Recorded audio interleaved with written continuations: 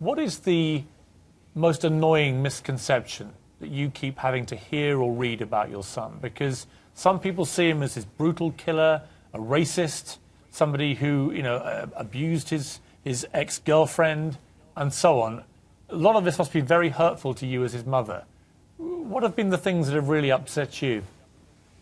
The most, that he was called racist. The most. That is something that, people who don't know George and people who knew George, they didn't bother to come up front and said, no, he's not racist. Let me mention one case, the case of Mr. Sherman Ware. He was a homeless African-American man who was beaten and hit, left unconscious on the pavement by a young man.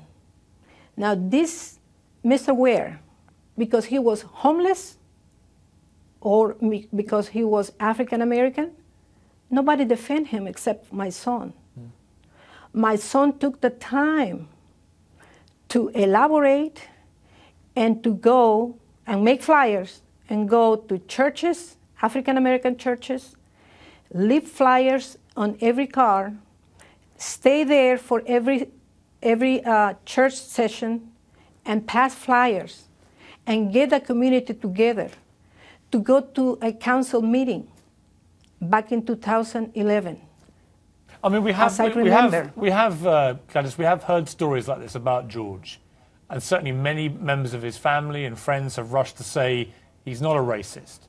It doesn't mean necessarily he didn't in some way, perhaps subliminally, racially profile Trayvon Martin. He saw a young black boy in an area where there had been burglaries, and he didn't think the worst. It may have been that was the case. We may never know the answer to that.